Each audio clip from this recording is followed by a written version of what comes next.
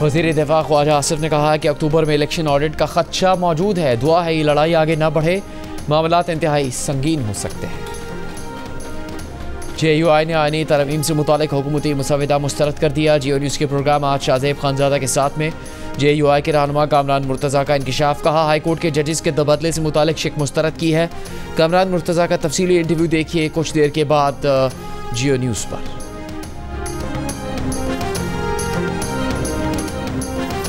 Shanghai ताउन तंजीम के इजलास के बाद आईनी तरमीम लाई जाएगी। ईवान सदर की बड़ी मीटिंग में बड़ा फैसला। कल की बैठक के अंदर की खबर बाहर आ गई। SCO इजलास के बाद कौमी असम्बली और सेनेट के इजलास बुलाए जाएंगे। बाकायदा बहस और इत्तेफाक की राय के बाद आईनी तरमीम पर वोटिंग होगी। कल की मुलाकात में मौलाना फजल रहमान ने बताया मुजव्वज़ा तरमीम के लिए जमीयत उलमा इस्लाम ने 80% मुसवदा तैयार कर लिया है।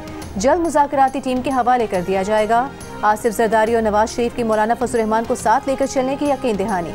ज़राए के मुताबिक मुलाकात में तय हुआ कि मुजव्वज़ा आईनी तरमीम के मुश्तरका मुसवदे को तरजीह दी जाएगी।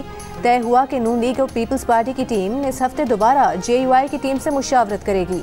हुकूमत की कोशिश है कि सियासी जमातों की भरपूर मुशावरत से आईनी तरमीम लाई जाए।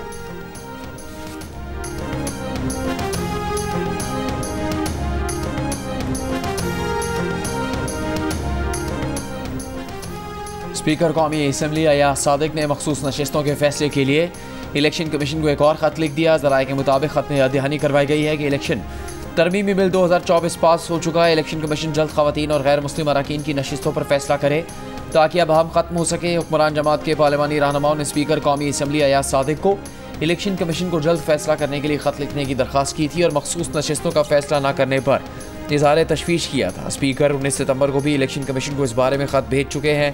स्पीकर पंजाब असम्बली मलिक मोहम्मद अहमद खान ने भी इलेक्शन कमीशन को दूसरा खत लिख दिया। इलेक्शन कमीशन से इंतखाबात तरमीमी एक्ट 2024 के फौरी नफाज का मुतालबा। कहा इलेक्शन कमीशन को पार्लियामेंट की कानून साजी का एहतराम करना चाहिए। इंतखाबात तरमीमी एक्ट 2024 के नफाज में मजीद ताख़ीर नाकाबिल कबूल है।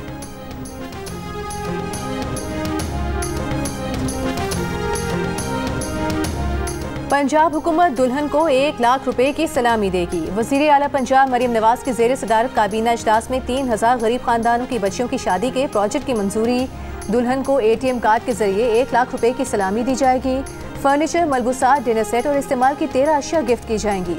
पंजाब काबीना ने बेज़मीन काश्तकारों में 1 लाख एकड़ ज़मीन 3 और 5 साल की लीज पर अलॉट करने की मंजूरी भी दी। पंजाब में ई-बस सर्विस स्कीम की भी मंजूरी। पहले मरहले में 27 बसें आएंगी। मरियम नवाज ने लाहौर में इलेक्ट्रिक टैक्सी का प्लान भी तलब कर लिया। अजोका थिएटर फेस्टिवल के लिए 10 मिलियन रुपए के फंड्स की मंजूरी। सिंध हुकूमत 12 एकड़ तक अराजी रखने वाले 10 लाख आबादगारों को ओहारी कार्ड जारी करेगी। वज़ीर आला मुराद अली शाह की ज़ेर सदारत इजलास में फैसला। वज़ीर आला ने कहा हरी कार्ड के जरिए आबादगारों की हौसला अफजाई करना चाहते हैं।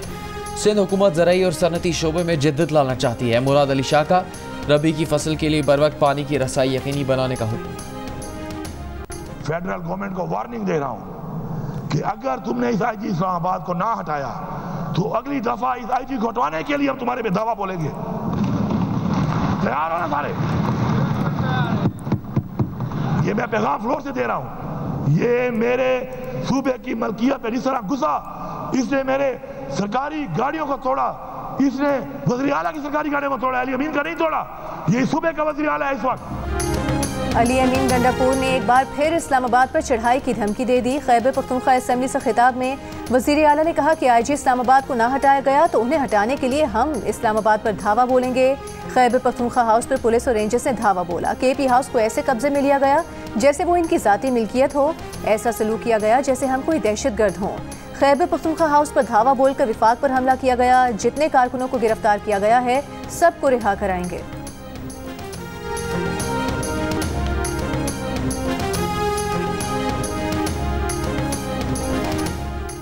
2 माह से गायब अडयाला जेल के साबिक डिप्टी सुपरिटेंडेंट मोहम्मद अकरम का पता चल गया। मोहम्मद अकरम इस वक्त एंटी करप्शन इस्टेब्लिशमेंट की तफ्तीशी टीम के पास 3 रोज़ा जिस्मानी रिमांड पर हैं। साबिक डिप्टी सुपरिटेंडेंट मोहम्मद अकरम के खिलाफ एंटी करप्शन शकुपुरा में 95,000 रुपये रिश्वत लेने के इल्ज़ाम में मुकदमा सामने आया है। एंटी करप्शन इस्टेब्लिशमेंट की टीम की तफ्तीश जारी। मोहम्मद अकरम को 10 अक्टूबर को सीनियर सिविल जज क्रिमिनल डिवीजन की अदालत में पेश किया जाएगा। मोहम्मद अकरम के अहले खाना के मुताबिक मोहम्मद अकरम के खिलाफ एंटी करप्शन में मुकदमे का पता चला है। उनकी बाज़ाबी से मुतालिक उन्हें अब तक कुछ नहीं बताया जा रहा। मोहम्मद अकरम की बाजियाबी से मुताल्लिक केस लाहौर हाई कोर्ट पिंडी बेंच में जेर समात है। अदालत ने 11 अक्टूबर को उनकी बाजियाबी से मुताल्लिक दोबारा समात करनी है।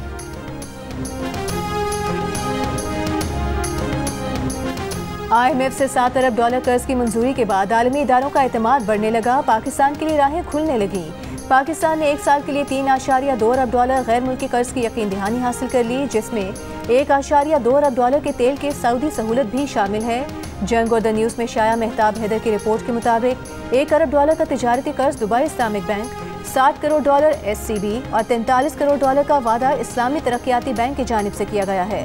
साल 2024-25 में पाकिस्तान $19.2 अरब कर्ज हासिल करने का मंसूबा रखता है।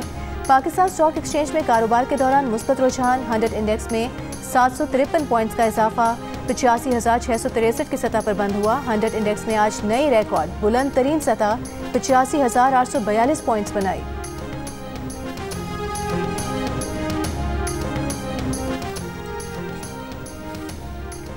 चीनी वफ्द का सनअत, बैंकिंग, दिफा, तवानाई, ज़राअत और लाइफ स्टॉक समेत अहम शोबों में सरमायाकारी के लिए इज़हार दिलचस्पी।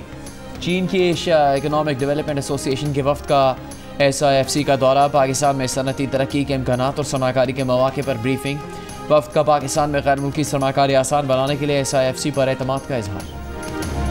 पाकिस्तान के सबसे कामयाब न्यूज़ चैनल का अवार्ड जियो न्यूज़ के नाम। विफाक ऐवान सनअत और तिजारत के 12वें एक्सीलेंस अवार्ड्स में न्यूज़ चैनल कैटेगरी का अवार्ड जियो टेलीविजन नेटवर्क ने हासिल किया। मेहमान खुसूसी सदर मुमलिकत आसिफ अली जरदारी ने जियो न्यूज़ के मैनेजिंग डायरेक्टर अजहर अब्बास को अवार्ड दिया। अक्टूबर का पहला हफ्ता गुजरने पर भी इंटरनेट की स्पीड बेहतर होने का हुकूमती दावा पूरा न हो सका। इंटरनेट की स्लो स्पीड पाकिस्तानियों के लिए मुसलसल परेशानी का सबब बन गई। इंटरनेट या तो बिल्कुल नहीं चलता या बहुत स्लो चलता है। रवा साल फरवरी से अब तक सारिफीन इंटरनेट की स्लो स्पीड के मसले का सामना कर रहे हैं। PTA ने 1 माह पहले इंटरनेट की सुस्त रफ्तार की वजह ज़ेरे समुद्र केबल की खराबी को करार देते हुए कहा था कि केबल की खराबी अक्टूबर के आगाज में ठीक कर ली जाएगी, लेकिन पिछले 5-6 रोज से तो रहा सहा इंटरनेट भी खत्म हो गया। मोबाइल सर्विस कोई भी डेटा के जरिए इंटरनेट का इस्तेमाल सारिफीन के लिए शदीद अजियत का बाइस बना हुआ है। सारिफीन को इंटरनेट स्लो डाउन और एक्स की बंदिश के मामले पर अदालतों से अब तक रिलीफ न मिल सका। PTA ज़राए के मुताबिक 20 अक्टूबर तक वेब मैनेजमेंट सिस्टम की तनसीब और अपग्रेडेशन मुकम्मल होने के बाद अक्टूबर के आखिर तक इंटरनेट में खलल और सुस्त रवि खत्म हो जाएगी।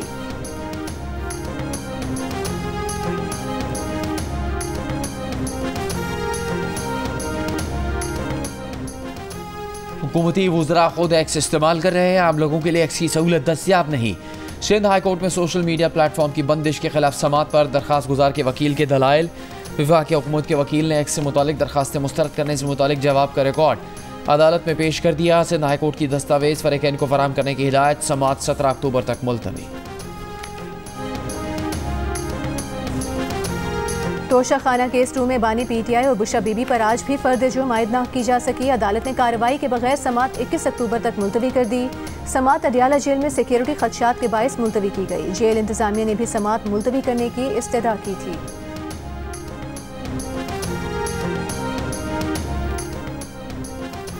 डी चौक पर एहतजाज और इश्तियाल पर उकसाने के केस में अलीमा खान और उज़मा खान का मजीद 2 रोज़ा जिस्मानी रिमांड मंजूर। प्रोसिक्यूटर राजा नवीद ने अदालत को बताया कि बानी PTI के बहनों ने कारकुनान को मेगाफोन पर न सिर्फ एहतजाज की तरगीब दी बल्कि पुलिस पर पथराव करने का भी कहा, जिससे एहलकार जख्मी हुए। अलीमा खान और उज़मा खान के खिलाफ थाना कोसार में मुकदमा दर्ज है।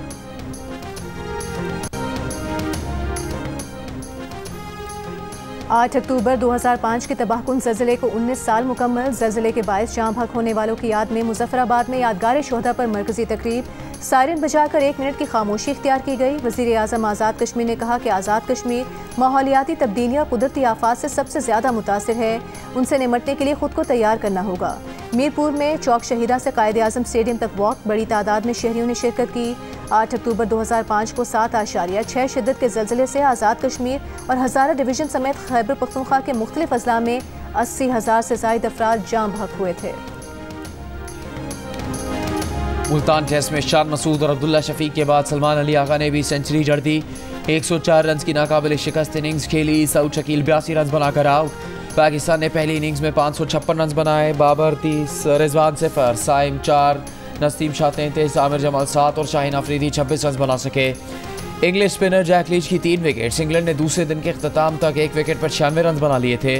कप्तान लॉलीपॉप 0 पर आउट, क्रॉली 64 और जो रूट 32 रन बनाकर नॉट आउट। इंग्लिश टीम को फॉलो ऑन से बचने के लिए मजीद 261 रन बनाने होंगे। पाकिस्तान इंग्लैंड टेस्ट सीरीज के तमाम मैचेस जियो सुपर बराह रास्त नशर कर रहा है। बताया जाए अली अमीन गंडापुर इस्लामाबाद कैसे आए और वापस पेशावर कैसे पहुंचे। ये कैसा मिसिंग पर्सन है जो कभी 8 घंटे और कभी 24 घंटे बाद मंजर-ए-आम पर आ जाता है। मुस्लिम लीग नून के रहनुमा जावेद लतीफ़ की मीडिया से गुफ्तगू, कहा अगर एजेंसियां और इदारे खामोश हैं तो क्या हम भी मुल्क की बर्बादी का तमाशा देखें। अगर गंडापुर को बचाने छुड़ाने वाले ताकतवर हैं तो क्या हम भी खामोश हो जाएं। ये नहीं हो सकता। बानी PTI और अली अमीन गंडापुर से इदारों का सलूक मुख्तलिफ है। वफाकी काबीना ने फ़लस्तीन और लबनान में इमदाद के लिए वज़ीर-ए-आज़म रिलीफ फ़ंड कायम करने की मंजूरी दे दी। स्टेट बैंक को अकाउंट खोलने की हिदायत। एक और इजलास में वज़ीर-ए-आज़म शहबाज शरीफ ने कहा कि फ़लस्तीनी की मदद के लिए हमें बहैसियत कौम मुतहरिक होना पड़ेगा।